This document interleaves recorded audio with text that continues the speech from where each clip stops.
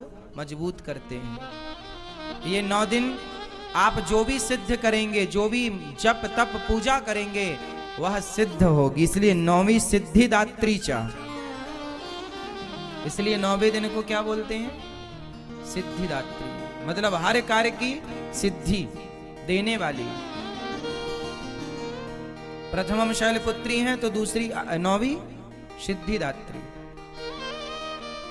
सिद्धि की प्राप्ति। इसलिए कोई भी आप पाठ माला जपते हो ना, इन 9 दिनों में खूब बढ़िया से माला जपना, भगवान का खूब स्मरण करना, ज्यादा से ज्यादा भगवान नाम जप, गुरु मंत्र का जाप ज्यादा करो, भगवान का चिंतन ज्यादा करो। इन 9 दिनों में, ये 9 दिन विशेष दिन माने जाते हैं, सामान्य दिन नहीं है। इन 9 दिनों में किया गया जप तप कई गुना फलदायी होता है, किया गया अनुष्ठान सिद्ध होता है, सिद्धि मिलती है।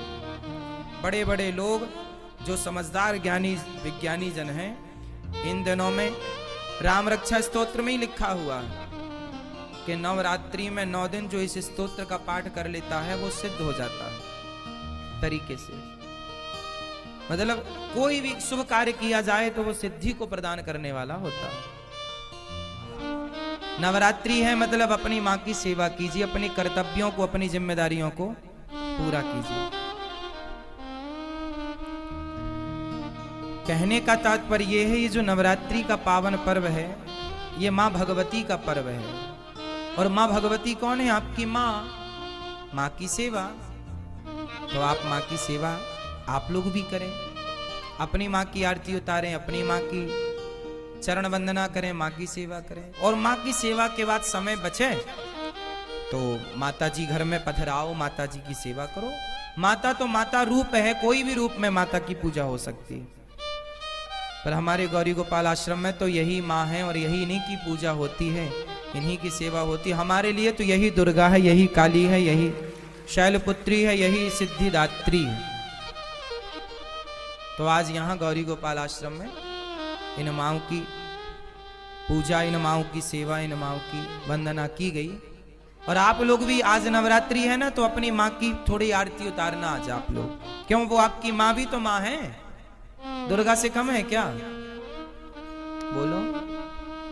तो आज आप लोग जहां हो, मैं प्रार्थना हाथ जोड़ के करूंगा। मैं पहले कहता नहीं हूं, पहले करता हूं, फिर मैं आपको कह रहा हूं कि करो आप भी। आज आप लोग अपनी माँ के चरण धोइएगा, पिताजी के चरण धोइएगा और माँ की आरती उतारिएगा, माँ को उनकी पसंद का भोजन प्रसाद करवाइएगा, माँ की आज सेवा कीजिएगा, चरण दबाइएगा, माँ को आज समय दीजिएगा। आज माँ का दिन है ना, इसलिए हर प्रकार से माँ को खुश रखिएगा, माँ को प्रसन्न रखिएगा। माँओं की खुशी, माँओं की प्रसन्नता ही हम बच्चों की खुशी और प्रसन्नता होनी चाहिए। क्यों? कहीं भी आपकी माँ यदि आपसे दूर है तो फोन पर ही, मोबाइल पर ही अपनी माँ को प्रणाम कहिएगा, और जब पहुंचिएगा घर अपनी माँ के पास, तब माँ की आरती उतारिएगा, तब माँ को प्रणाम कीजिएगा, तब माँ के चरण धोइएगा, पर धोइएगा जरूर।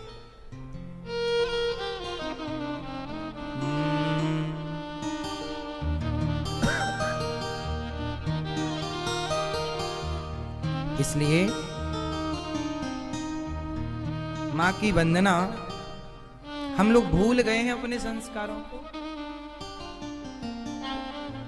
कुछ याद नहीं है अब हम लोगों को।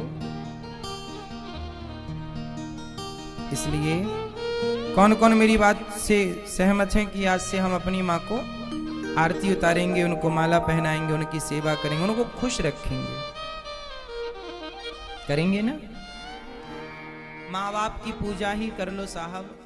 दुर्गा मैया तो बहुत खुश है। दुर्गा माँ उनसे ज्यादा प्रसन्न होती हैं जो अपनी माँ को, अपने पिता को खुश रखते हैं। कोई अपने माँ बाप को छोड़ करके, अपमानित करके और तीर्थ यात्रा करे और वैष्णव देवी की यात्रा करे और पैदल चढ़ाई चढ़े। आज विडंबना देखिए ना, एक बेटा वैष्णव देवी की यात्रा करने गया। मैंने सुना है वैष्णव देवी की यात्रा बड़ी लंबी है और पैदल चढ़ाई चढ़नी पड़ती है।